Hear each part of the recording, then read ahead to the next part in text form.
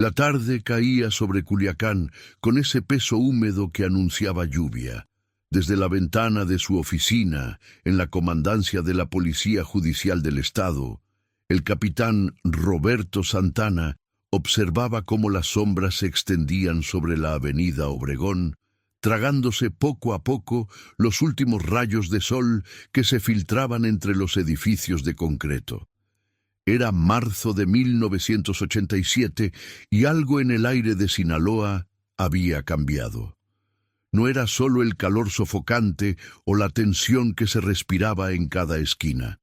Era algo más profundo, más peligroso, el silencio cómplice de quienes debían proteger la ley.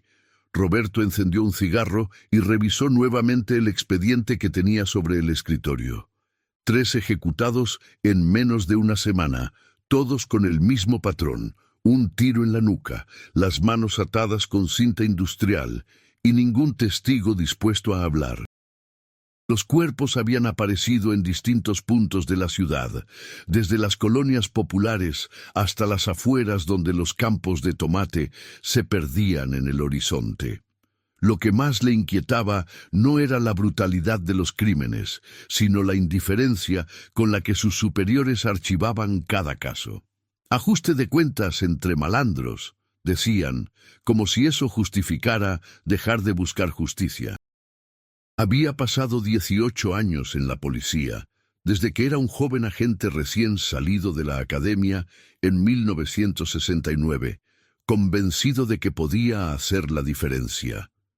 Había visto a Culiacán transformarse de una ciudad tranquila, dedicada a la agricultura, en un centro urbano bullicioso, donde el dinero fluía con una rapidez sospechosa. Las camionetas de lujo se multiplicaban en las calles, las construcciones brotaban como hongos después de la lluvia, y ciertos apellidos comenzaban a pronunciarse en voz baja, con una mezcla de temor y respeto que a Roberto le revolvía el estómago. Ahora, si me permites un momento, me gustaría pedirte que te suscribas al canal y nos cuentes en los comentarios desde qué parte del mundo nos estás viendo. Tu apoyo nos ayuda a seguir contando estas historias que necesitan ser recordadas. Continuemos. El teléfono sobre su escritorio sonó con estridencia, sacándolo de sus pensamientos. Era Rogelio Medina, su compañero de investigaciones y uno de los pocos hombres en la comandancia en quien todavía confiaba. «Jefe, tenemos otro. En el ejido Las Palmitas. Dicen que es malo». Roberto apagó el cigarro y tomó su chaqueta. Afuera la lluvia comenzaba a caer con fuerza, lavando las calles pero sin limpiar nada realmente. El trayecto hasta el ejido tomó casi 40 minutos por caminos de terracería embarrados. Las luces de la patrulla iluminaban apenas los surcos inundados y los árboles que se mecían violentamente con el viento. Cuando llegaron, una docena de curiosos se arremolinaban alrededor de una camioneta volcada, mantenidos a raya por 2 agentes municipales que parecían más nerviosos que los propios espectadores. Roberto se bajó del vehículo y el olor lo golpeó de inmediato, sangre mezclada con gasolina y tierra mojada. El cuerpo estaba dentro de la camioneta, retorcido en una posición imposible. Era un hombre joven, no más de 30 años, vestido con botas vaqueras caras y una camisa de seda que ahora estaba empapada en sangre. Tenía múltiples impactos de bala en el torso y la cabeza, y sus manos mostraban señales de tortura, uñas arrancadas, dedos quebrados. Pero lo que llamó la atención de Roberto fue el detalle en el asiento del copiloto, una credencial de la Policía Judicial Federal. «¿Quién es?», preguntó Roberto a Rogelio, quien ya había comenzado a revisar los documentos del vehículo. «Según la placa, la camioneta está registrada a nombre de una empresa de Mazatlán, pero la credencial es de un tal Javier Salcido Moreno, agente de la Judicial Federal, Destacamento Sinaloa». Roberto sintió cómo se le hacía un nudo en el estómago. Un policía judicial federal ejecutado de esa manera No era un simple ajuste de cuentas, era un mensaje. Mientras el equipo forense trabajaba bajo la lluvia, Roberto interrogó a los campesinos que habían encontrado la camioneta. Un anciano de rostro curtido por el sol, con manos temblorosas y mirada esquiva, fue el único que se atrevió a hablar. Nosotros no vimos nada, capitán. Llegamos en la mañana a revisar los canales de riego y ya estaba así, pero anoche sí escuchamos. Balazos, muchos, como a eso de las 11, y camionetas varias yendo y viniendo por el camino. Roberto anotó cada palabra, sabiendo que probablemente era todo lo que conseguiría. El miedo había echado raíces profundas en la gente de Sinaloa. De regreso en la comandancia, ya pasada la medianoche, Roberto y Rogelio revisaron el historial de Javier Salcido. El archivo era delgado, sospechosamente delgado para alguien que llevaba 5 años en la Judicial Federal. Algunas operaciones rutinarias contra contrabandistas pequeños, un par de decomisos de marihuana sin mayor relevancia y nada más. Es raro, comentó Rogelio mientras hojeaba los papeles. Un tipo que trabaja en Sinaloa desde hace 5 años y solo tiene estos casos menores. O era muy malo en su trabajo, o... Roberto terminó la frase por él. O estaba en la nómina de alguien más. La hipótesis cobraba sentido. Desde la captura de Rafael Caro Quintero y Ernesto Fonseca Carrillo 2 años atrás, y con Miguel Ángel Félix Gallardo todavía libre pero bajo presión, el antiguo cártel de Guadalajara comenzaba a fragmentarse. Los territorios se dividían, las alianzas se rompían y cada facción buscaba consolidar su poder. Culiacán, estratégicamente ubicada y con décadas de tradición en el cultivo de amapola y marihuana, se había convertido en un premio codiciado. Y para controlar esa plaza se necesitaba más que armas, se necesitaba comprar voluntades, infiltrar instituciones, convertir a los guardianes de la ley en cómplices. Roberto conocía los rumores que circulaban en voz baja por los pasillos de la comandancia, agentes que de pronto podían comprarse casas nuevas o camionetas último modelo. Operativos que se filtraban horas antes de ejecutarse, detenidos importantes que escapaban misteriosamente de las celdas. Pero una cosa era sospechar y otra muy distinta era poder probarlo, especialmente cuando no sabías en quién confiar. La mañana siguiente trajo más preguntas que respuestas. Roberto fue convocado a la oficina del comandante Héctor Leiva, su superior directo y un hombre que llevaba casi 30 años en la institución. Leiva era de la vieja guardia. Había comenzado en tiempos en que la Policía Judicial Estatal todavía tenía algo de credibilidad. Pero los años y las presiones lo habían convertido en alguien pragmático, quizás demasiado. Santana, sobre el caso de ayer, comenzó Leiva sin levantar la vista de los documentos que firmaba. Quiero que lo manejes con discreción. Era un federal, sí, pero al parecer tenía negocios sucios. No queremos que esto se convierta en un escándalo interinstitucional. Roberto sintió cómo la rabia comenzaba a hervirle en el pecho. Comandante, con todo respeto, un policía fue ejecutado y torturado. Independientemente de lo que hiciera o dejara de hacer, merecemos investigar. ¿Quién da las órdenes para matar así? Leiva finalmente levantó la mirada, y en sus ojos Roberto pudo leer cansancio, tal vez incluso compasión. Hay batallas que no se pueden ganar, capitán. Aprende a distinguirlas. Roberto salió de la oficina con la certeza de que estaba solo, o casi solo.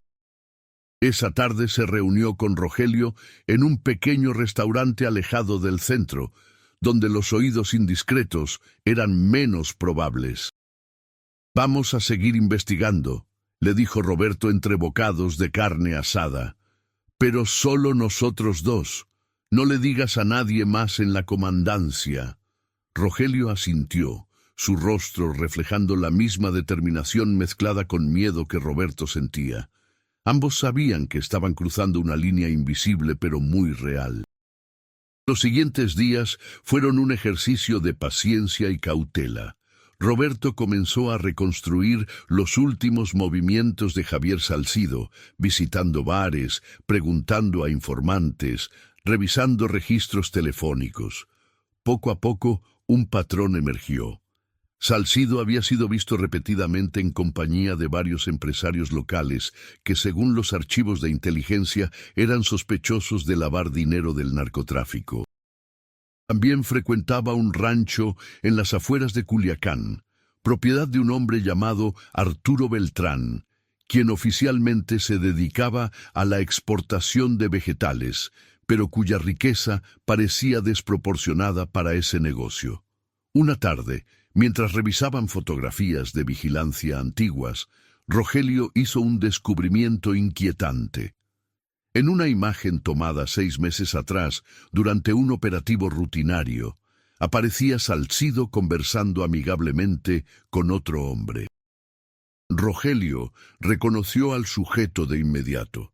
Era Ismael Zambada, alias El Mayo, uno de los lugartenientes más cercanos a Miguel Ángel Félix Gallardo y quien, según los informes de inteligencia, estaba posicionándose para tomar control de las operaciones en Sinaloa tras la inminente caída del jefe del cártel de Guadalajara. «Esto es más grande de lo que pensábamos», murmuró Roberto, estudiando la fotografía. Si Salcido trabajaba para Zambada, su ejecución podría significar que había una guerra interna, una purga, o que alguien más poderoso estaba moviendo las piezas del tablero. Y si un federal podía ser eliminado tan fácilmente, ¿qué posibilidades tenía un capitán de la judicial estatal de sobrevivir si hacía demasiadas preguntas incómodas? La respuesta llegó una semana después, de la manera más brutal posible. Roberto recibió una llamada a las 3 de la madrugada. Era su esposa, Elena, su voz quebrada por el pánico. «Roberto, hay hombres afuera de la casa, están en camionetas, sin placas. No se bajan, pero sé que nos están vigilando». Roberto sintió cómo el miedo le helaba la sangre. «Cierra todo con llave, no salgas por nada. Voy para allá». Condujo a toda velocidad por las calles vacías de Culiacán, el corazón latiéndole en los oídos. Cuando llegó a su modesta casa, en la colonia Guadalupe, las camionetas ya no estaban. Pero el mensaje era claro. «Te estamos vigilando. Sabemos dónde vive tu familia». Elena estaba temblando cuando la abrazó. Llevaban 20 años de casados y ella siempre había aceptado los riesgos de su profesión. Pero esto era diferente. «¿Qué está pasando, Roberto? ¿Qué has hecho?» Él no podía decirle la verdad completa, no podía cargarla con ese peso. «Es solo intimidación, mi amor. Algunos casos que estoy investigando no le gustan a ciertas personas. Pero no te preocupes, voy a arreglarlo». Pero mientras la sostenía, Roberto sabía que mentía. No había forma de arreglar esto sin consecuencias. Al día siguiente, Roberto tomó una decisión. Si iban a amenazar a su familia, entonces tenía que ir más allá, encontrar algo tan contundente que no pudieran simplemente silenciarlo. Necesitaba pruebas irrefutables de la corrupción, nombres, fechas, números de cuenta, y para eso necesitaba un aliado con acceso a información que él no tenía. Pensó en Ernesto Valdés, un antiguo compañero que ahora trabajaba en la oficina del Procurador General del Estado. Valdés era honesto, de eso Roberto estaba seguro. Pero ¿sería suficiente su honestidad ante el poder que enfrentaban? Se reunieron en un parque público, caminando entre familias que disfrutaban del domingo, una escena de normalidad que contrastaba brutalmente con lo que estaban discutiendo. Roberto le contó todo. El caso de Salcido, las conexiones con Zambada, las amenazas. Valdés escuchó en silencio, su rostro volviéndose cada vez más sombrío. «Roberto, lo que me estás diciendo, si es cierto, esto va hasta arriba. No es solo un par de policías corruptos, es el sistema entero. Roberto asintió. Por eso necesito tu ayuda. Acceso a los archivos financieros, registros de propiedades, cualquier cosa que pueda conectar los puntos. Valdez se detuvo y miró fijamente a Roberto. Hay algo que debes saber. Hace 2 meses llegó una orden desde la Ciudad de México. La Procuraduría recibió instrucciones de no interferir en ciertas investigaciones relacionadas con, digamos, intereses estratégicos. Nunca dijeron explícitamente de qué se trataba, pero todos entendimos. Manos fuera del narcotráfico de alto nivel. Roberto sintió cómo el suelo se movía bajo sus pies. ¿Me estás diciendo que el gobierno federal nos está ordenando dejar pasar esto? Valdez bajó la voz. Estoy diciendo que esto es más grande que tú y yo. Pero si realmente quieres seguir adelante, te ayudaré. Solo ten cuidado con quién más involucras. Durante las siguientes semanas, Roberto y Valdez trabajaron en las sombras. Valdez conseguía documentos que oficialmente no debería tener, y Roberto los cruzaba con sus propias investigaciones. Poco a poco, el panorama se volvió más claro y más aterrador. Descubrieron que al menos 15 agentes de la Policía Judicial, tanto estatal como federal, tenían cuentas bancarias con depósitos inexplicables. Varios comandantes poseían propiedades valuadas en millones de pesos, registradas a nombres de familiares o empresas fantasma. Y lo más revelador, un patrón de operativos fallidos que siempre parecían alertar a los narcotraficantes justo a tiempo para escapar. Pero el descubrimiento más impactante llegó cuando Valdez logró acceder a registros telefónicos confidenciales. Había llamadas constantes entre la oficina del comandante Leiva y varios números que, tras investigar, correspondían a personas vinculadas con la organización de Zambada. Roberto sintió náuseas al ver los datos. Leiva, el hombre que lo había contratado cuando era joven, que había sido su mentor, estaba del otro lado. La traición dolía más que el peligro. ¿Qué vamos a hacer con esto?, preguntó Valdez mientras revisaban los documentos en la oficina de Roberto ya entrada la noche. Tenemos que llevarlo más arriba, a la Ciudad de México, a la Procuraduría General de la República, presentar todo como un caso federal. Roberto sabía que era arriesgado, que no había garantía de que en la capital las cosas fueran diferentes.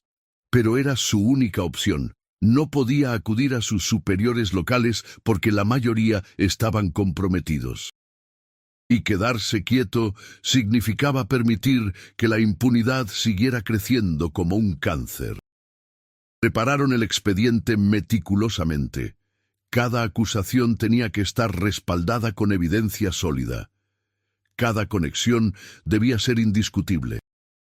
Roberto trabajaba hasta altas horas de la noche, revisando, verificando, asegurándose de que no hubiera forma de desestimar lo que estaban presentando.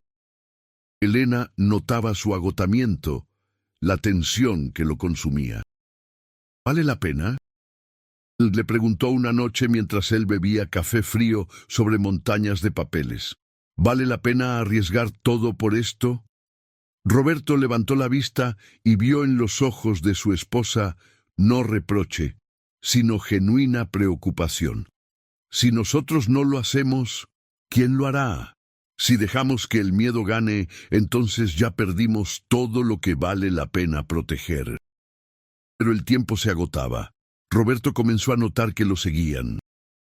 Camionetas sin placas que aparecían en su ruta al trabajo, rostros desconocidos que se repetían en diferentes lugares. Rogelio también reportó vigilancia. La red se estaba cerrando. Tenían que moverse rápido. Decidieron que Valdez viajaría a la Ciudad de México personalmente para entregar el expediente, mientras Roberto permanecía en Culiacán manteniendo las apariencias, como si nada hubiera cambiado. La noche antes de que Valdez partiera, Roberto tuvo una pesadilla. Soñó que caminaba por los campos de amapola, que había visto tantas veces durante operativos en la sierra, pero las flores rojas comenzaban a transformarse en manchas de sangre que crecían y lo engullían. Despertó sudando, el corazón acelerado. Elena dormía a su lado, ajena a sus tormentos. Roberto se levantó y salió al pequeño patio de su casa, donde el aire fresco de la madrugada le ayudó a calmarse. Miró las estrellas sobre Culiacán y se preguntó si estaba haciendo lo correcto, si no estaba siendo arrogante al pensar que podía cambiar algo en un sistema tan podrido. Pero luego pensó en los rostros de las víctimas que había visto a lo largo de los años, en las familias destrozadas, en los niños que crecían en un ambiente donde la ilegalidad era la norma. Y supo que no tenía opción, tenía que intentarlo. Valdés partió en un vuelo temprano. Roberto lo llevó al aeropuerto, y antes de que su amigo cruzara la puerta de abordaje, se abrazaron. «Cuídate», le dijo Roberto, «y si algo sale mal». Valdés lo interrumpió.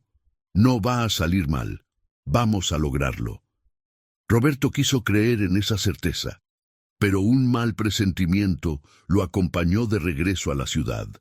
Los siguientes 3 días fueron los más largos de su vida. Roberto seguía su rutina normal, atendiendo casos menores, asistiendo a reuniones, evitando levantar sospechas. Pero cada vez que sonaba el teléfono, cada vez que alguien tocaba a su puerta, sentía que el mundo se detenía.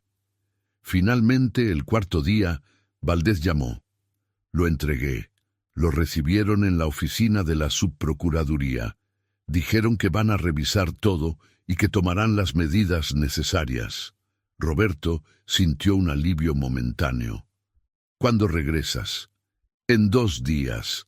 Tengo que esperar a que me den una respuesta oficial por escrito, algo que podamos usar como respaldo». Pero Valdés nunca regresó.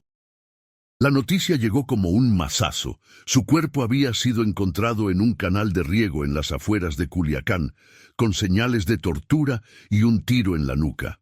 El mismo patrón que Roberto había visto tantas veces. Su amigo, su aliado, había sido asesinado, y el mensaje era claro: sabemos lo que hicieron, y esto es lo que les pasa a quienes desafían el orden establecido.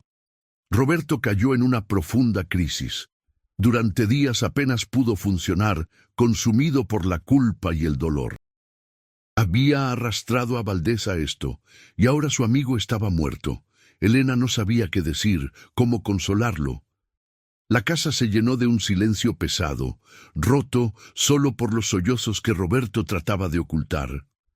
Rogelio vino a visitarlo, igualmente destrozado. «No fue tu culpa», le dijo, aunque ambos sabían que las palabras sonaban huecas.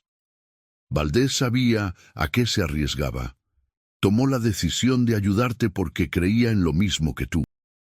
Pero el golpe más devastador vino cuando Roberto intentó averiguar qué había pasado con el expediente que Valdés había entregado en la Ciudad de México. Tras múltiples llamadas y gestiones, finalmente logró hablar con un funcionario de la subprocuraduría. La respuesta fue como una puñalada. «No tenemos registro de ningún expediente entregado por el licenciado Valdés. Quizás hubo un error o una confusión».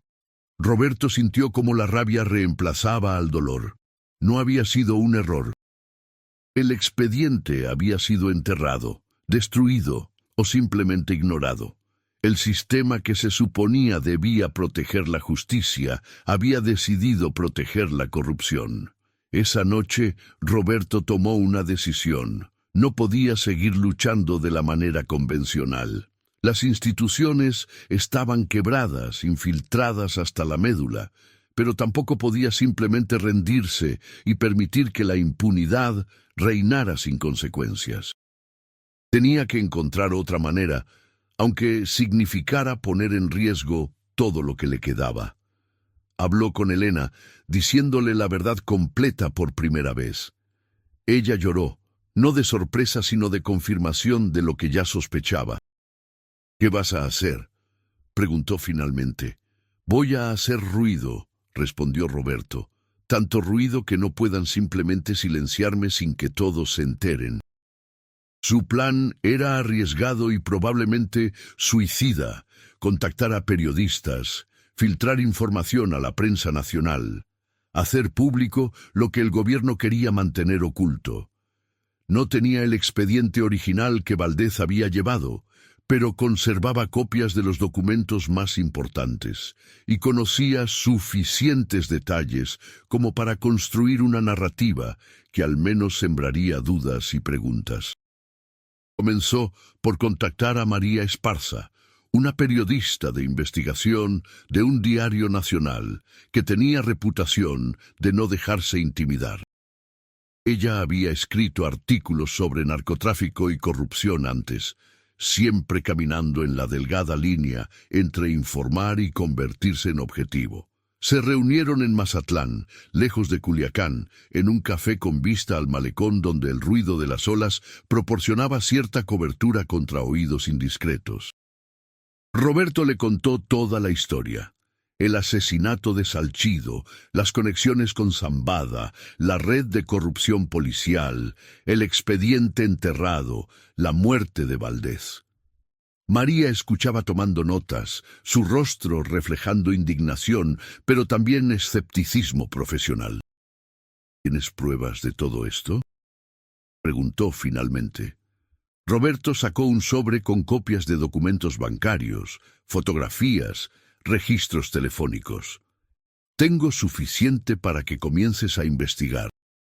Y tengo nombres de otras personas que pueden corroborar partes de la historia, si están dispuestas a hablar. María revisó los documentos durante casi una hora, haciendo preguntas precisas, verificando fechas, identificando inconsistencias que necesitaban ser aclaradas. Finalmente levantó la vista. Esto es explosivo. Si publico algo así, voy a necesitar que más fuentes lo confirmen independientemente. Y tú te vas a convertir en un objetivo aún más grande del que ya eres. Roberto asintió. Lo sé, pero no puedo seguir viviendo en un lugar donde ser honesto es una sentencia de muerte. Si esto sirve para que, aunque sea algunas personas, comiencen a cuestionar lo que está pasando, habrá valido la pena. Los siguientes meses fueron un torbellino de actividad clandestina. María trabajaba en su investigación, contactando fuentes, verificando datos, construyendo un reportaje sólido que pudiera resistir los intentos de desacreditación que seguramente vendrían. Roberto, por su parte, tuvo que seguir aparentando normalidad en su trabajo, aunque la tensión era insoportable. El comandante Leiva lo llamó un par de veces a su oficina, haciendo preguntas veladas sobre Valdez, sobre sus actividades recientes. Roberto respondía con evasivas, manteniendo la compostura mientras sentía que en cualquier momento podría ser arrestado o algo peor. En casa, la atmósfera era casi insostenible. Elena había perdido peso, no dormía bien, saltaba con cualquier ruido inesperado. Sus dos hijos, ya adolescentes, notaban que algo malo pasaba aunque sus padres trataran de ocultarlo. Roberto se debatía constantemente entre el impulso de proteger a su familia, enviándolos lejos, y la necesidad de mantener las apariencias de normalidad. Finalmente, llegó a un acuerdo con Elena. Ella y los niños irían a Guadalajara temporalmente, bajo el pretexto de que su madre estaba enferma y necesitaba ayuda. No era ideal, pero al menos estarían más seguros. El reportaje de María Esparza finalmente se publicó en julio de 1989. Ocupaba 4 páginas completas del periódico con un título contundente: La policía al servicio del narcotráfico, una red de corrupción en Sinaloa. El artículo no mencionaba a Roberto directamente como fuente, pero detallaba meticulosamente las conexiones entre agentes policiales y el crimen organizado. Mencionaba el caso de Javier Salcido, y presentaba evidencia documental de las irregularidades financieras. También hacía referencia al expediente desaparecido y a la muerte de Ernesto Valdés, planteando preguntas inquietantes sobre quién podría haber estado detrás de su asesinato. La reacción fue inmediata y dividida. Algunos medios nacionales replicaron la historia, generando un pequeño escándalo que forzó declaraciones públicas desde la Procuraduría General de la República. El gobierno federal anunció que se abriría una investigación sobre las acusaciones, aunque Roberto sabía por experiencia que esas investigaciones raramente llevaban a nada concreto. En Sinaloa, sin embargo, la respuesta fue de furia apenas contenida. El procurador estatal dio una conferencia de prensa calificando el reportaje de difamatorio e irresponsable, negando categóricamente que existiera corrupción sistémica en las instituciones policiales. Para Roberto, las consecuencias fueron rápidas. 2 días después de la publicación, fue citado a una reunión extraordinaria con el comandante Leiva y otros altos mandos. La atmósfera en la sala era gélida. Leiva lo miró con una mezcla de decepción y rabia mal disimulada. «Santana, sé que fuiste tú quien filtró información a esa periodista. No me insultes negándolo». Roberto mantuvo la compostura. «Comandante, yo solo proporcioné información verídica sobre casos que estaban siendo ignorados. Es mi deber como oficial». Leiva golpeó el escritorio. «Tu deber es seguir órdenes y mantener la lealtad institucional. Has traicionado a la corporación». El subprocurador, presente en la reunión, un hombre llamado Ernesto Paredes, con reputación de ser particularmente cercano a intereses políticos cuestionables, intervino con voz fría. «Capitán Santana, queda suspendido de sus funciones de manera indefinida mientras se realiza una investigación interna sobre su conducta. Entregue su placa y su arma, y considere que esto es solo el comienzo.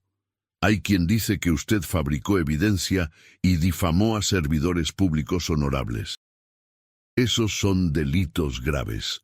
Roberto sintió la amenaza implícita, pero se mantuvo firme. «Estaré disponible para cualquier investigación. Toda la información que proporcioné está documentada y puede ser verificada». Salió de la comandancia sin placa, sin arma, y sabiendo que su carrera policial de 20 años había terminado. Pero extrañamente, no sentía derrota. Sentía algo parecido a liberación.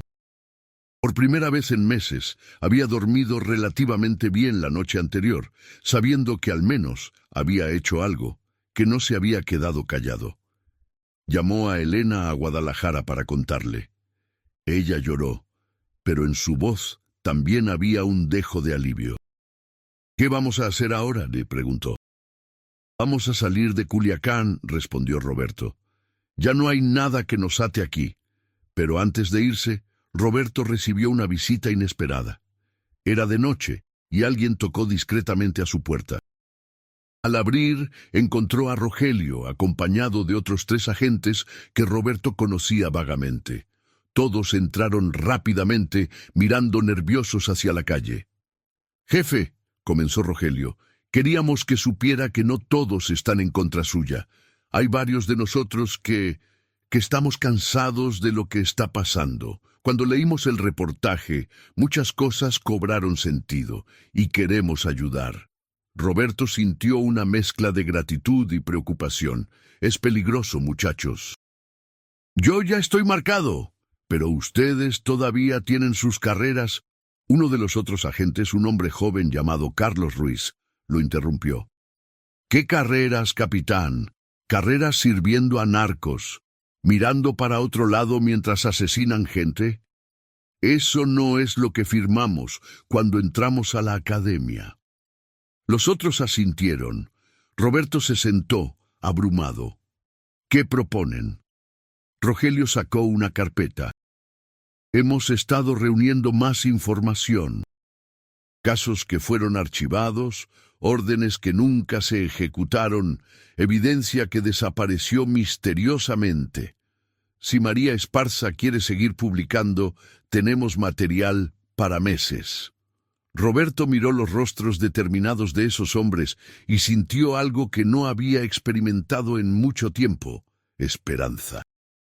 Durante las siguientes semanas, ese grupo pequeño pero comprometido trabajó en las sombras, recopilando evidencia adicional que fue pasada a María Esparza y otros periodistas que comenzaron a interesarse en el tema. El goteo constante de revelaciones mantuvo la historia viva en los medios nacionales, generando presión desde la Ciudad de México. Eventualmente, la Procuraduría General de la República se vio forzada a enviar un equipo especial de investigadores a Sinaloa, aunque Roberto sabía que probablemente enfrentarían los mismos obstáculos que él había encontrado. En septiembre de 1989, finalmente ocurrió algo significativo. Miguel Ángel Félix Gallardo fue arrestado. La captura del último líder del cártel de Guadalajara fue presentada como un gran triunfo del gobierno federal. Pero para quienes conocían la situación real, como Roberto, era un arma de doble filo. Por un lado, representaba que al menos uno de los capos más poderosos estaba tras las rejas. Por otro, su caída aceleró la fragmentación definitiva de la organización, dividiendo el territorio mexicano en múltiples plazas controladas por diferentes grupos que comenzarían a pelear brutalmente entre sí en los años siguientes. Sinaloa quedaría en manos de Ismael Zambada y sus socios, consolidando el que se convertiría en el Cártel de Sinaloa. Roberto observó estos desarrollos desde la distancia. Ya había dejado Culiacán y se había establecido temporalmente en Guadalajara con su familia, mientras decidían qué hacer con sus vidas. La suspensión de su trabajo se había convertido en despido formal, bajo cargos fabricados de conducta inapropiada y filtración de información confidencial. Apeló la decisión, pero sin ilusiones de ganar. El sistema protegía a los suyos, y él ya no era considerado parte del mismo. El impacto del caso, sin embargo, seguía resonando. El pequeño grupo de agentes que había trabajado con él siguió filtrando información, aunque varios fueron eventualmente transferidos a otros estados o también suspendidos. La presión mediática forzó algunos cambios cosméticos: reacomodos en la policía judicial, la creación de una comisión de ética que nadie tomaba en serio, discursos oficiales sobre la importancia de combatir la corrupción. Pero la estructura fundamental permanecía intacta. Los mismos apellidos seguían controlando el tráfico de drogas, los mismos patrones de impunidad continuaban. Roberto intentó reconstruir su vida. Consiguió trabajo en una empresa de seguridad privada, un empleo que pagaba menos, pero que al menos le permitía dormir sin miedo de ser ejecutado en la madrugada. Elena retomó su profesión de maestra, y los niños se adaptaron a su nueva escuela en Guadalajara. La normalidad, o algo parecido a ella, regresó gradualmente a sus vidas. Pero las cicatrices permanecían. Roberto tenía pesadillas recurrentes sobre Valdés, sobre los cuerpos que había visto, sobre las amenazas contra su familia. La terapia ayudaba, pero algunos traumas son demasiado profundos para sanar completamente. Años después, en 1993, otro evento sacudió el panorama del narcotráfico mexicano. Joaquín Guzmán Loera, conocido como El Chapo, fue capturado en Guatemala. Para entonces, el cártel de Sinaloa ya se había consolidado como una de las organizaciones criminales más poderosas del país, con tentáculos que se extendían internacionalmente. La captura, como la de Félix Gallardo años atrás, fue celebrada públicamente, pero cambió poco en lo fundamental. Otros líderes tomaron el control. Las rutas del narcotráfico siguieron funcionando y la corrupción continuó siendo el pegamento que mantenía todo unido. Roberto seguía estos acontecimientos desde la distancia, leyendo los periódicos y reconociendo patrones que había visto de primera mano. En ocasiones, María Esparza lo llamaba para consultarle sobre nuevos reportajes que estaba preparando. Ella había seguido investigando la intersección entre crimen organizado y poder político, convirtiéndose en una de las voces más respetadas en ese campo, aunque también enfrentaba amenazas constantes. ¿Te arrepientes?, le preguntó ella en una de esas conversaciones telefónicas en 1995. ¿De haber destapado todo esto? Roberto pensó en la pregunta durante largo rato antes de responder. Me arrepiento del costo, de lo que le pasó a Valdés, del miedo que le causé a mi familia. Pero ¿de haber intentado hacer lo correcto? No. Porque si todos nos quedamos callados por miedo, entonces ellos ya ganaron. En esos años, México atravesaba cambios políticos significativos. El PRI, que había gobernado el país durante décadas, comenzaba a mostrar grietas. Había más apertura mediática, más espacios para la crítica. Pero el narcotráfico y la corrupción parecían estar un paso adelante siempre, adaptándose a cada nuevo contexto, infiltrando cada nueva institución. La violencia escalaba en estados como Sinaloa, Chihuahua, Tamaulipas. Los métodos se volvían más brutales, los asesinatos más públicos. Era como si la sociedad mexicana estuviera perdiendo gradualmente su capacidad de escandalizarse, normalizando lo que debería ser inaceptable. Roberto mantenía contacto con algunos de los agentes que lo habían apoyado. Rogelio había dejado la policía y ahora trabajaba en una organización no gubernamental dedicada a derechos humanos. Carlos Ruiz había sido trasladado a Baja California, donde, según decía, enfrentaba exactamente los mismos problemas de corrupción que había intentado combatir en Sinaloa. La sensación generalizada era de fatiga, de estar luchando una batalla sin fin contra un enemigo que se regeneraba constantemente. En 1997, Roberto recibió una llamada inesperada. Era del nuevo Procurador General de la República, quien estaba implementando una serie de reformas en las instituciones de seguridad tras varios escándalos de alto perfil que habían expuesto la profundidad de la infiltración del narcotráfico en las policías mexicanas. Querían ofrecerle un puesto como asesor en un programa de capacitación para agentes, enfocado en ética e integridad institucional. Sé que sufrió injusticias, le dijo el funcionario durante su reunión en la Ciudad de México. Pero su experiencia, precisamente por lo que vivió, puede ser valiosa para formar a una nueva generación de policías. Roberto se tomó semanas para considerar la oferta, hablar con Elena, con sus hijos ya casi adultos. ¿Valía la pena regresar a un sistema que lo había traicionado? ¿O había una posibilidad real de que las cosas estuvieran cambiando? Elena, sorprendentemente, lo animó a aceptar. «Has estado viviendo como si tu historia hubiera terminado», le dijo, «pero quizás puedas usar lo que aprendiste, lo que sufriste, para evitar que otros pasen por lo mismo». Finalmente, Roberto aceptó, no con optimismo ingenuo, sino con pragmatismo cauteloso. Si podía influir, aunque sea en algunos futuros policías, plantar semillas de integridad que quizás florecerían años después, entonces tenía que intentarlo. El trabajo como asesor le dio una perspectiva diferente. Viajaba por el país, dando conferencias en academias de policía, compartiendo su historia sin adornos ni heroísmos. Les hablaba a los cadetes sobre las presiones que enfrentarían, sobre cómo el dinero del narcotráfico parecería fácil al principio, sobre el costo real de la corrupción medido en vidas destruidas y comunidades destrozadas. No todos escuchaban, por supuesto. Algunos ya tenían esa mirada cínica que Roberto reconocía demasiado bien. Pero otros Especialmente los más jóvenes, parecían genuinamente conmovidos, determinados a no repetir los errores del pasado.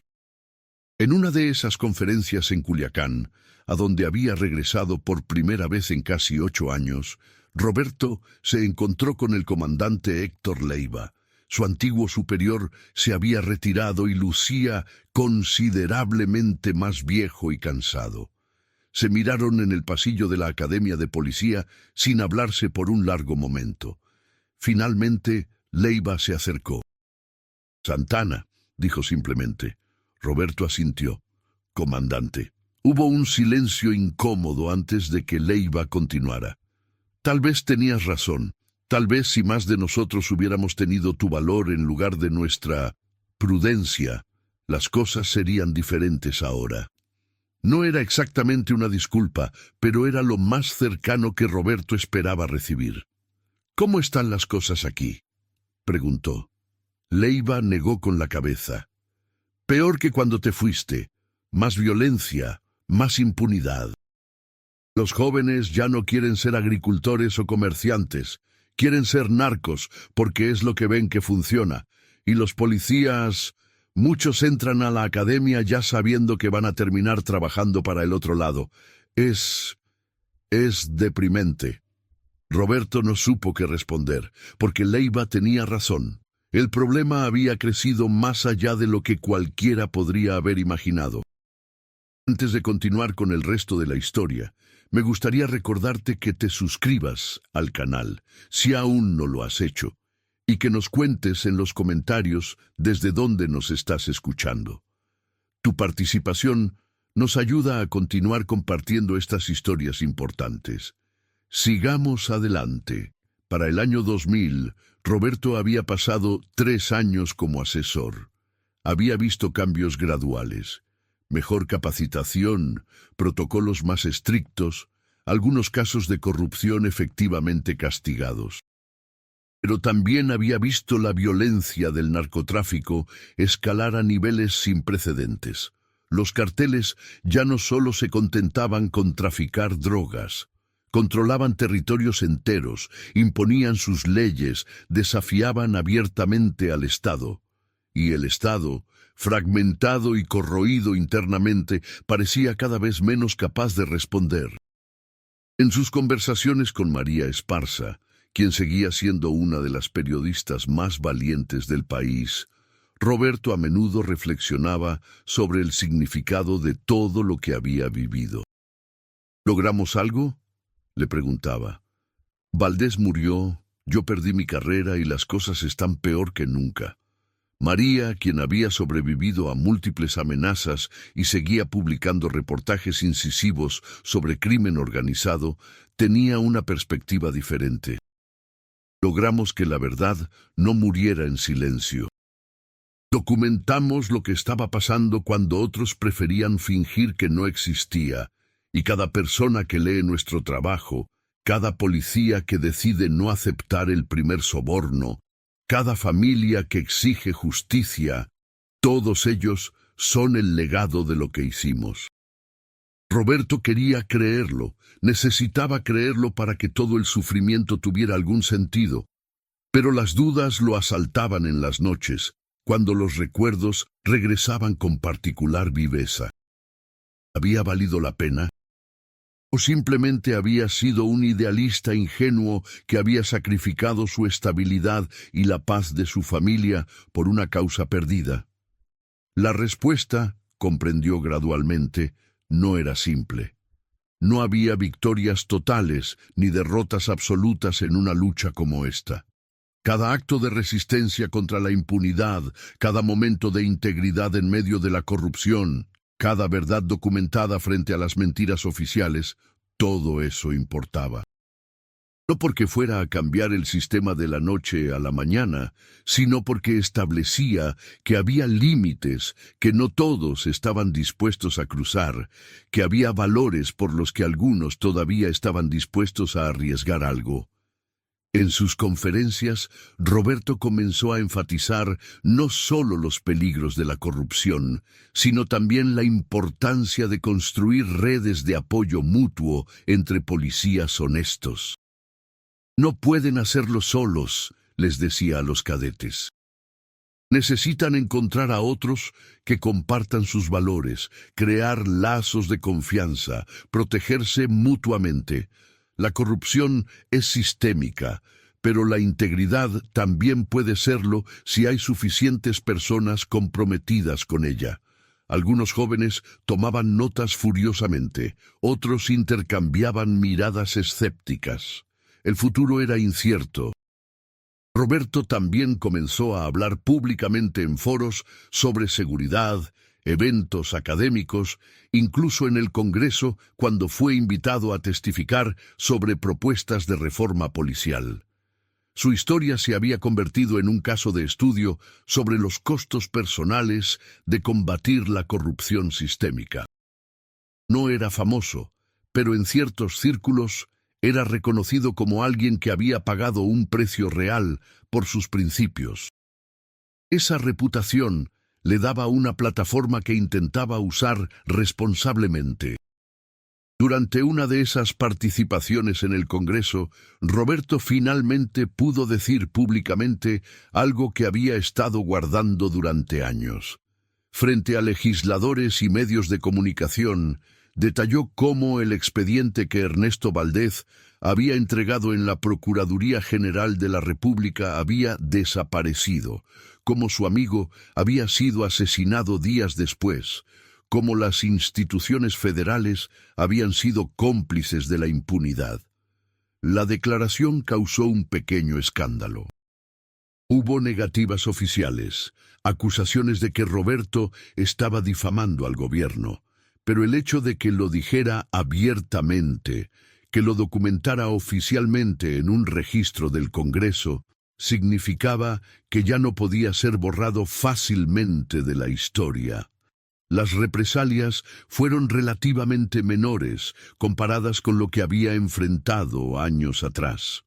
Presiones para que renunciara a su puesto de asesor, cuestionamientos sobre sus motivaciones políticas. Pero México estaba cambiando.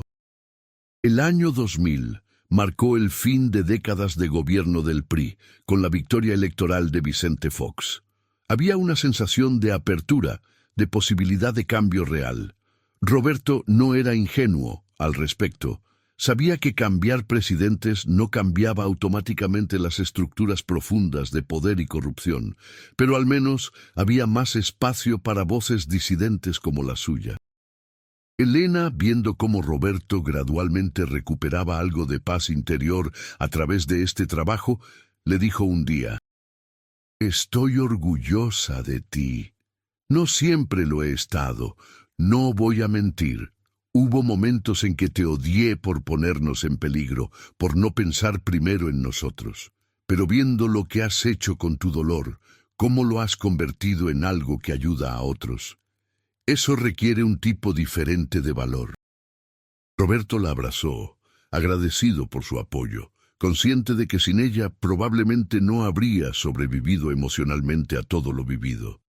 Sus hijos, ya adultos y con sus propias carreras, tenían perspectivas mixtas sobre el legado de su padre.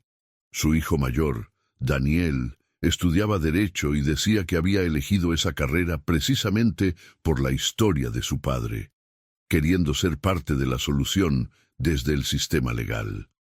Su hija menor, Patricia, era más crítica.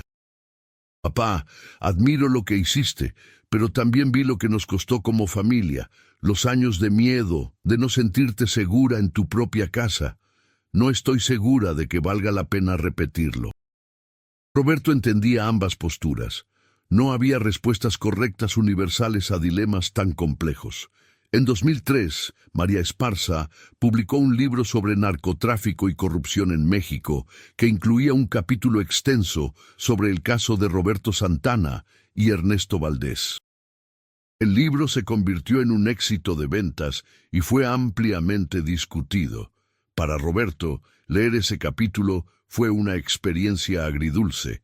Por un lado, veía su historia documentada, preservada para futuras generaciones. Por otro, recordaba todo el dolor que cada párrafo representaba. El libro terminaba con una reflexión sobre el costo de la impunidad. Cuando una sociedad permite que quienes rompen la ley sean los mismos que supuestamente la hacen cumplir, erosiona no solo sus instituciones, sino su tejido moral. El caso de Santana nos muestra que resistir esa erosión requiere sacrificios que pocos están dispuestos a hacer.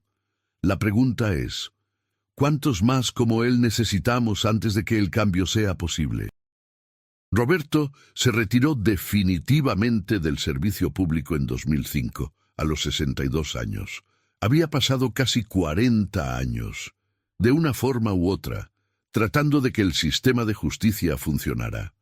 Ahora simplemente quería disfrutar de sus nietos, cultivar el pequeño jardín de su casa en Guadalajara, vivir con tranquilidad, pero no podía apagar completamente su conciencia social.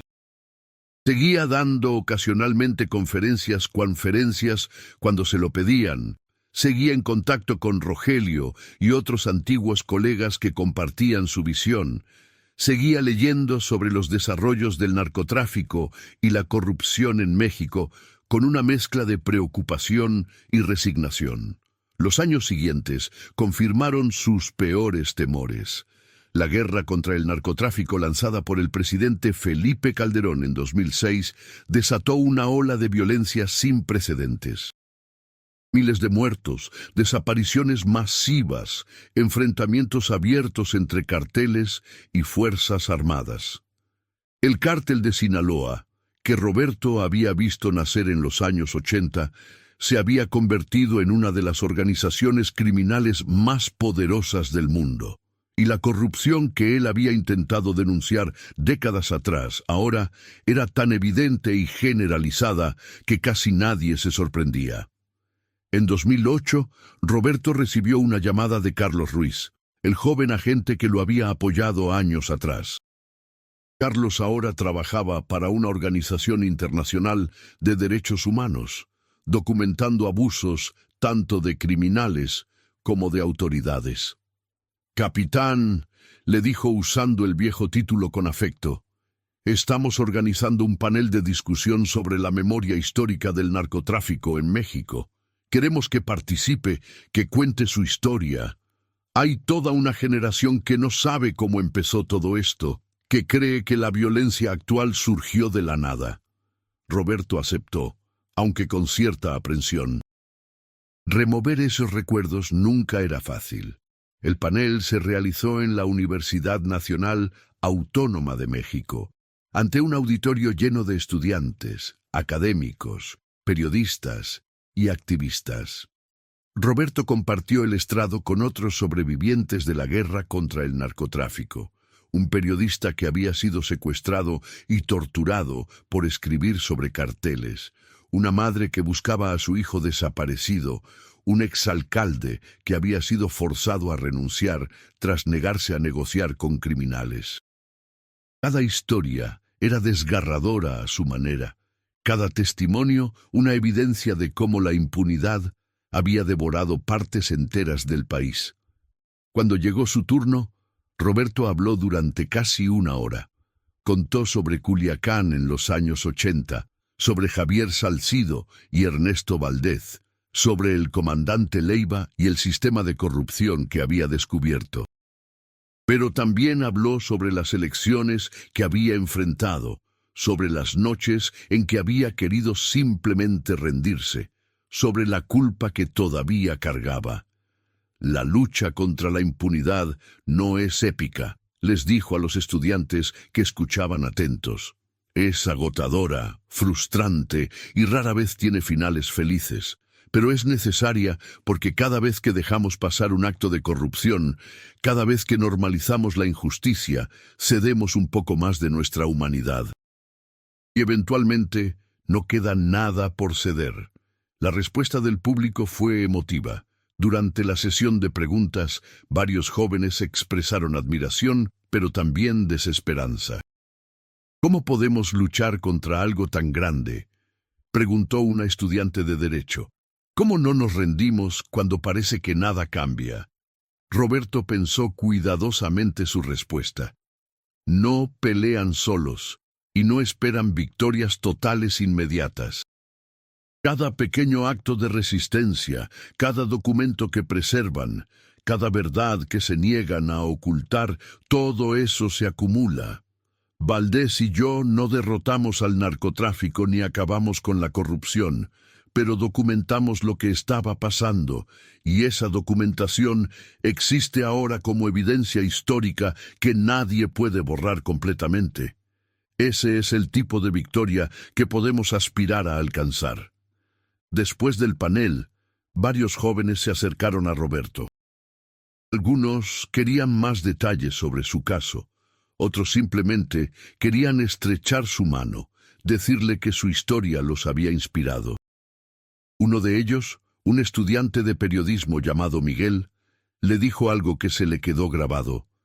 Mi generación creció con esta violencia. Para nosotros, los carteles y la corrupción siempre han estado ahí. Pero escuchar que hubo gente como usted que lo vio empezar y trató de detenerlo, eso nos recuerda que no es normal, que no tiene que ser así. Roberto sintió un nudo en la garganta. Quizás, después de todo, algo de lo que había hecho permanecería. En los años siguientes, Roberto se convirtió en una especie de conciencia histórica del fenómeno de la corrupción policial vinculada al narcotráfico. Era consultado por académicos que escribían sobre el tema, por documentalistas que hacían películas sobre la historia del crimen organizado en México, por comisiones gubernamentales que supuestamente buscaban entender qué había salido mal. No siempre confiaba en las motivaciones de quienes lo buscaban, pero sentía la obligación de mantener viva la memoria de lo sucedido. María Esparza seguía siendo una amiga cercana y aliada. Ella había sobrevivido a múltiples amenazas y seguía publicando trabajos importantes sobre seguridad y justicia en México.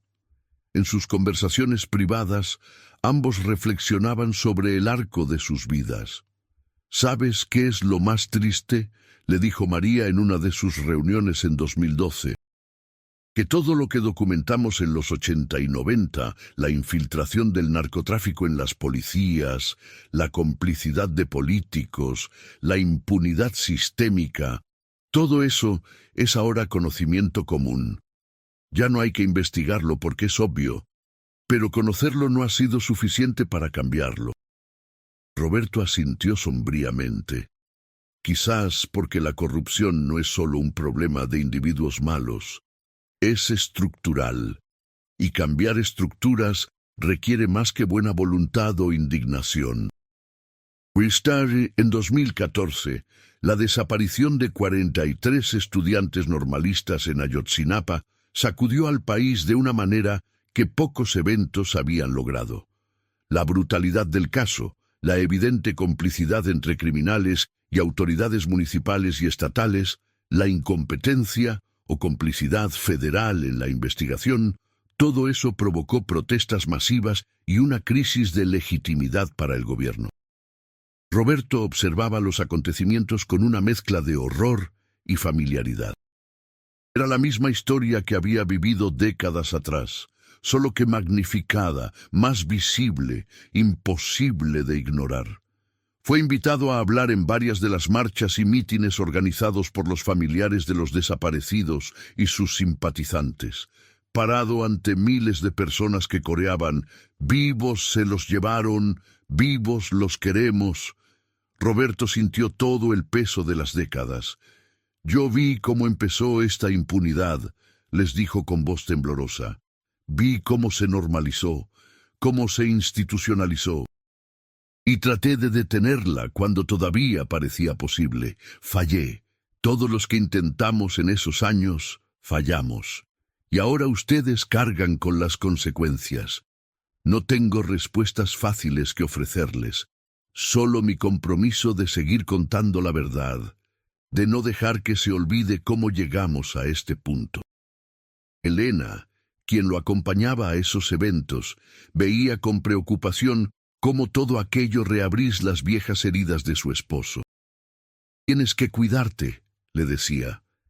«Ya hiciste suficiente. No tienes que cargar con todo el dolor del país». Pero Roberto sentía que no podía detenerse mientras tuviera fuerzas. Cada familia que buscaba a un desaparecido, cada periodista amenazado, cada policía honesto aislado por sus compañeros corruptos, todos ellos eran ecos de su propia historia. ¿Cómo podía darles la espalda? En 2016, Joaquín El Chapo Guzmán fue recapturado después de haberse fugado de una prisión de máxima seguridad, su segunda fuga. El caso expuso nuevamente los niveles de corrupción en el sistema penitenciario y de seguridad mexicano. Para Roberto, fue un recordatorio circular. El mismo Chapo, que había sido arrestado en 1993, cuando Roberto todavía era asesor, había logrado corromper suficientes autoridades como para escapar no una sino 2 veces. Construir un imperio criminal mientras supuestamente estaba detenido y burlarse del Estado mexicano repetidamente. Era la prueba viviente de que la impunidad había ganado. Cuando fue entrevistado sobre el caso por un noticiero nacional, Roberto fue directo. El problema no es capturar a los capos, los hemos capturado muchas veces. El problema es que el sistema que permite su existencia y operación permanece intacto. Mientras la corrupción sea más rentable que la honestidad, mientras los policías ganen más trabajando para criminales que para el Estado, mientras los políticos necesiten dinero del narcotráfico para sus campañas, nada va a cambiar. Capturar a Guzmán es importante simbólicamente, pero es tratar un síntoma, no la enfermedad. Sus palabras fueron ampliamente compartidas en redes sociales.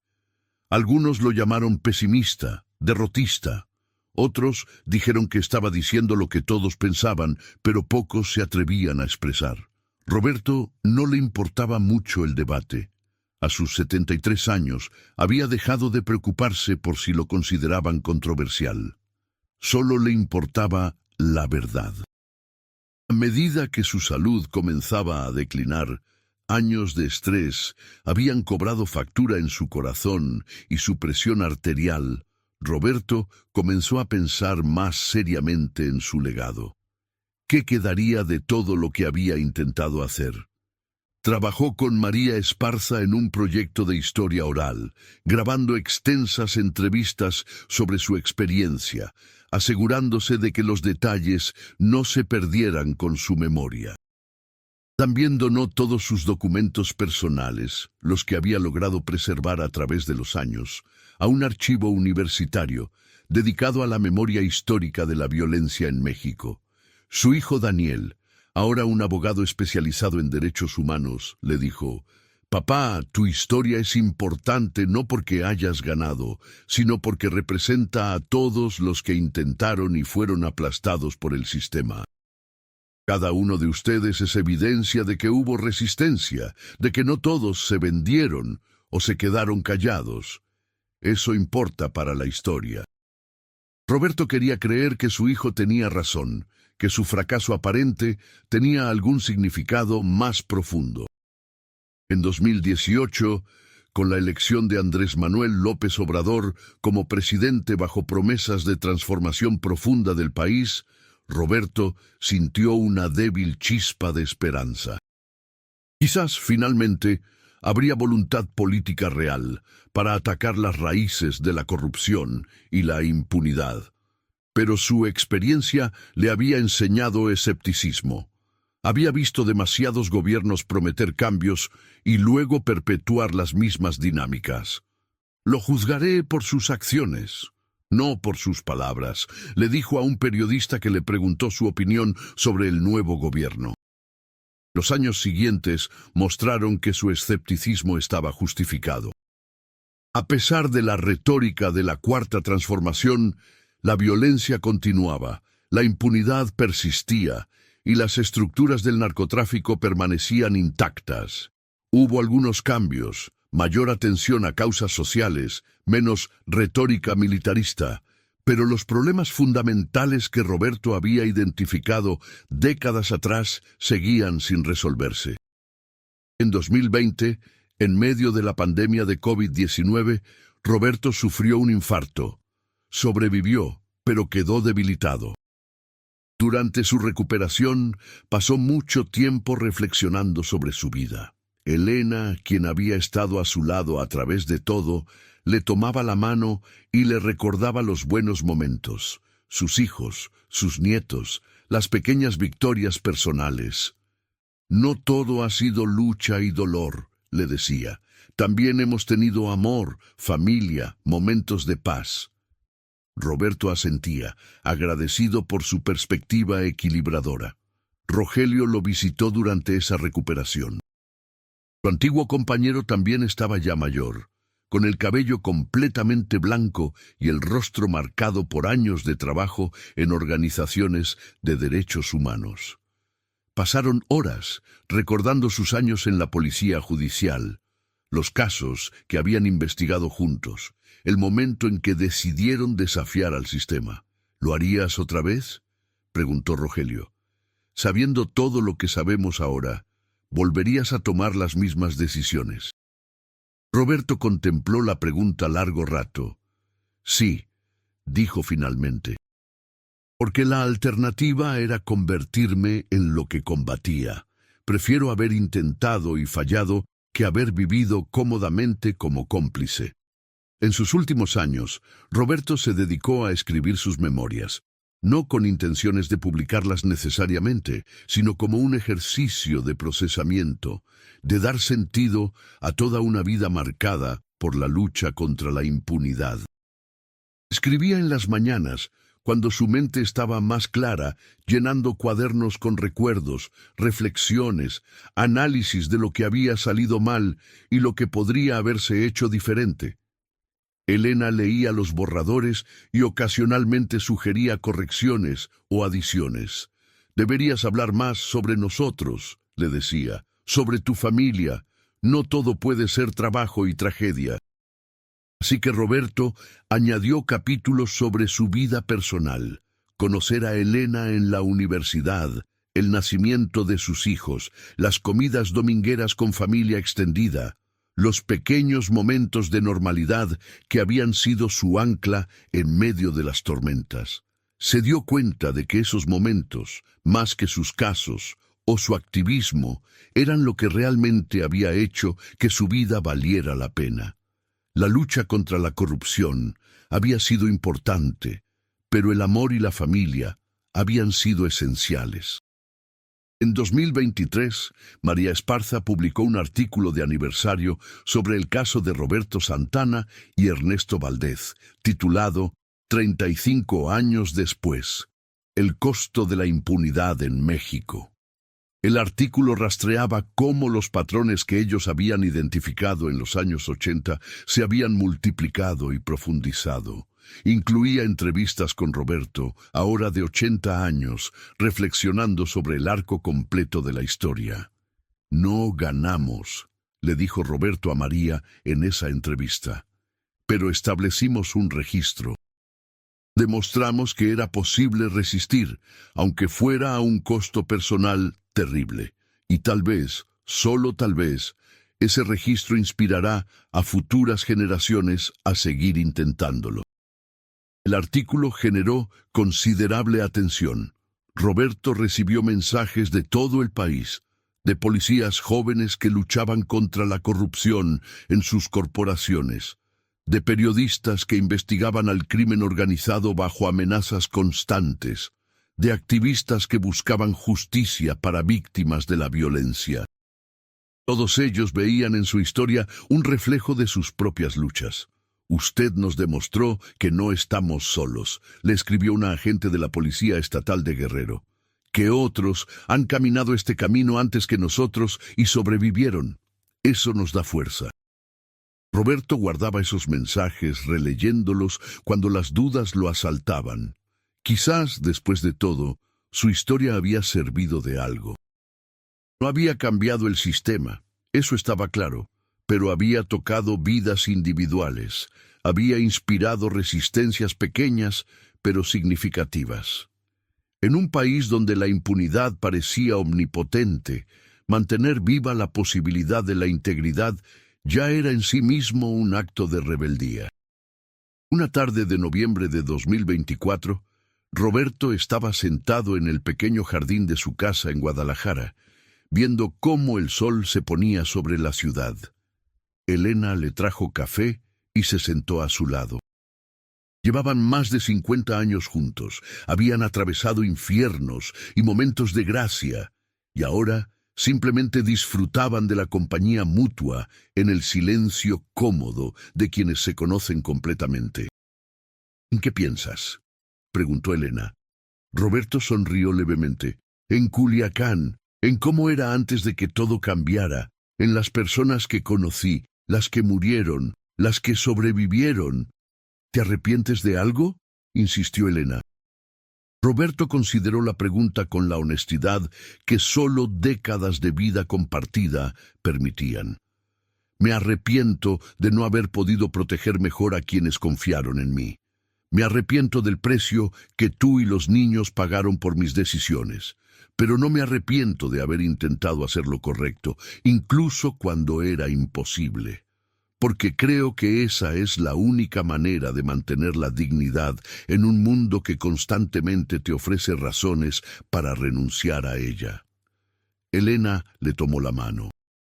Hiciste lo que pudiste con las herramientas que tenías. Nadie puede pedir más. Roberto apretó su mano, agradecido por su absolución, aunque no estaba seguro de merecerla completamente. Pero había aprendido que la vida rara vez ofrecía la claridad moral de los cuentos simples. Todo era complicado, ambiguo, lleno de consecuencias no previstas. Lo único que uno podía hacer era elegir sus valores y aferrarse a ellos lo mejor posible. En diciembre de 2024, Roberto fue invitado a dar una última conferencia en la Academia de Policía de Guadalajara. Aceptó, aunque sabía que su salud estaba decayendo y que probablemente sería su última aparición pública significativa. Se paró frente a un grupo de cadetes jóvenes, sus rostros llenos de expectativa y ese idealismo que él recordaba haber tenido alguna vez. Les contó su historia sin adornos. Los triunfos pequeños, los fracasos grandes, el precio pagado. Y terminó con un mensaje que había destilado de toda una vida. Van a entrar a un sistema corrupto. No se hagan ilusiones al respecto. Les van a ofrecer dinero, les van a amenazar, les van a presionar para que se conviertan en parte del problema. Y muchos de ustedes lo harán, estadísticamente es probable. Pero algunos de ustedes resistirán, y quiero que sepan que cuando lo hagan, no estarán solos. Habrá otros como ustedes, dispersos en diferentes corporaciones, diferentes ciudades, todos tratando de mantener un mínimo de integridad en circunstancias imposibles. Encuéntrense, apóyense, y recuerden que cada vez que dicen no a la corrupción, están defendiendo no solo la ley, sino la posibilidad de que este país algún día sea diferente. Tal vez no lo veremos en nuestra generación, tal vez ni siquiera en la de ustedes, pero alguien tiene que seguir intentándolo. Los aplausos fueron prolongados y emotivos. Varios cadetes tenían lágrimas en los ojos. Después de la conferencia, una joven cadete se acercó tímidamente. Señor Santana, dijo, mi abuelo fue policía en Sinaloa en los años 80. Él conoció a Ernesto Valdez. Siempre habló de él como un héroe. No sabía que usted también había estado involucrado en ese caso. Roberto sintió un escalofrío. Las conexiones a través del tiempo, las formas en que las historias persistían. Tu abuelo está vivo. La cadete negó con la cabeza. Murió hace 5 años. Pero antes de morir, me hizo prometer que si entraba a la policía, sería honesta sin importar lo que costara. Dijo que demasiadas personas buenas habían muerto para que su sacrificio fuera en vano. Roberto abrazó a la joven, incapaz de contener las lágrimas. Ahí estaba la respuesta a su pregunta de toda la vida. El legado no eran los sistemas cambiados o las victorias institucionales. Era esta cadete, la nieta de alguien que había conocido a Valdés, que llevaba consigo la determinación de hacer las cosas bien. Era cada persona que elegía la integridad a pesar de todo. Era la memoria preservada, las historias contadas, los valores transmitidos de generación en generación. Eso era lo que permanecía. Roberto Santana murió tranquilamente en su sueño en marzo de 2025, rodeado de su familia. Su obituario en los principales periódicos del país lo describió como un símbolo de la lucha contra la corrupción policial y la impunidad del narcotráfico. Miles de personas asistieron a su funeral, antiguos compañeros policías, periodistas, activistas, académicos y docenas de jóvenes agentes que lo consideraban un modelo a seguir. María Esparza pronunció un emotivo discurso recordando a su amigo y aliado de décadas. Roberto Santana, dijo María con voz quebrada, vivió en una época en que hacer lo correcto significaba perderlo casi todo, y aún así lo hizo, no porque esperara recompensas o reconocimiento, sino porque no podía vivir consigo mismo si no lo hacía. Nos deja un México que todavía enfrenta los mismos demonios que él combatió: corrupción, impunidad, violencia. Pero también nos deja el ejemplo de que es posible resistir, de que la integridad no es imposible incluso en las circunstancias más oscuras. Su vida fue testimonio de que algunas batallas valen la pena pelearse aunque no las ganemos, y que el acto de pelearlas en sí mismo ya es una forma de victoria. En los días siguientes a su muerte surgieron homenajes de lugares inesperados.